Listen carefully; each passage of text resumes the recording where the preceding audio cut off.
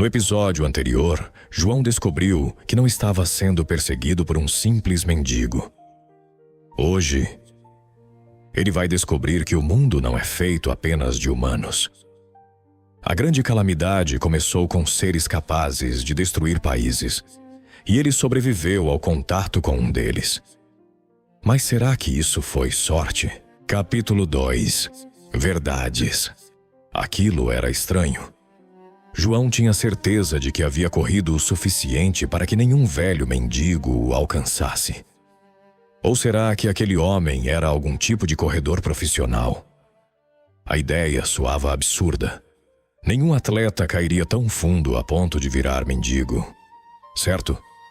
Ele virou à esquerda, depois à direita. Alcançou a antiga avenida principal de Realengo, onde o movimento era mais intenso, agora transformada em uma via expressa. Olhou para os dois lados. Alguns quilômetros adiante havia um shopping. Talvez pudesse se esconder ali.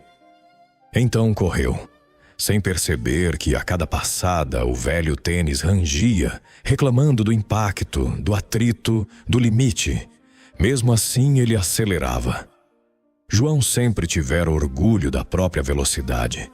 Nos 100 metros, já marcara 9 segundos e 6 milésimos, quase um recorde mundial. E conseguia manter aquele ritmo por quilômetros. Poderia ter sido um atleta lendário, mas não queria medalhas. Queria vingança. A sensação de estar sendo observado fez mudar de rota. Virou numa transversal. 2 quadras, outra paralela, mais 2 quadras. Então retornou ao trajeto original. Avistou o shopping a algumas centenas de metros. Estava perto do possível esconderijo. Acelerou, e então, na esquina, o mendigo surgiu, segurando e puxando Patrícia pelo pulso. João tentou frear, tarde demais.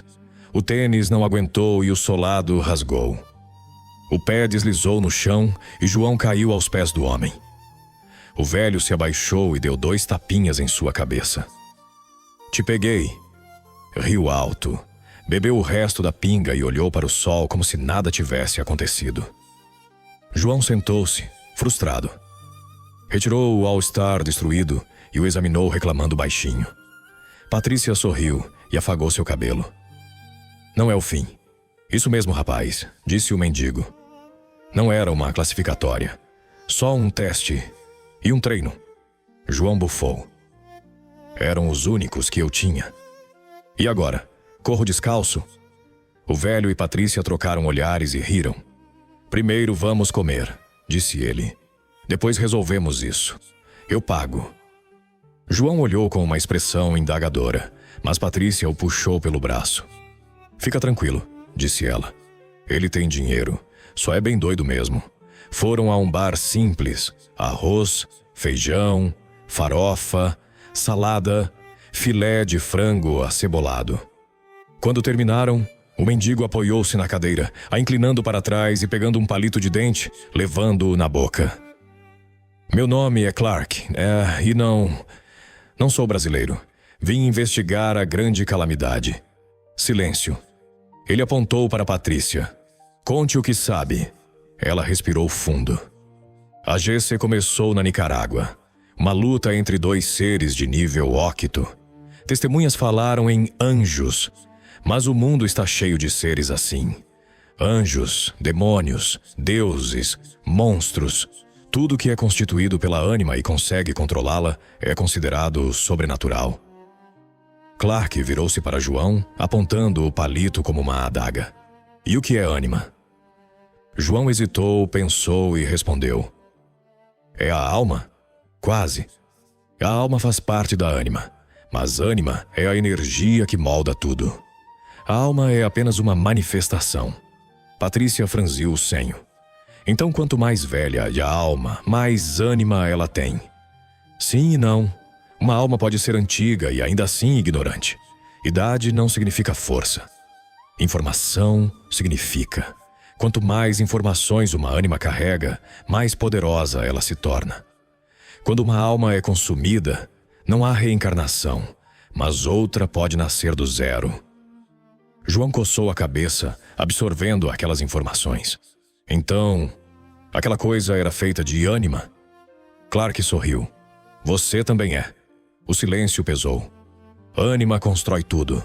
Molda carne, molda sangue, molda poder, molda consciência. Apenas o que é inanimado não a possui. O frango que você comeu era ânima e agora fortalece a sua. Uma ânima pode adquirir consciência, se fortalecer, querer voltar à vida quando o corpo morre. É o que chamam de reencarnação.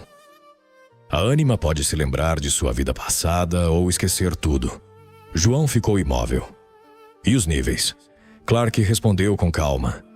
Seres de nível octo podem dominar continentes, destruir países.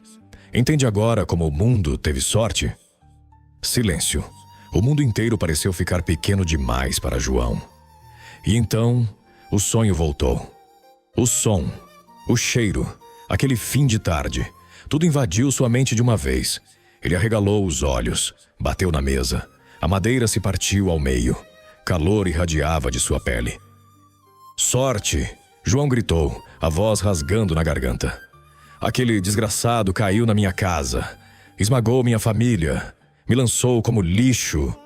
E você chama isso de sorte? Patrícia levou a mão à boca, os olhos arregalados. Clark permaneceu impassível. Sim, sorte. Você teve contato com um deus em combate. E sobreviveu.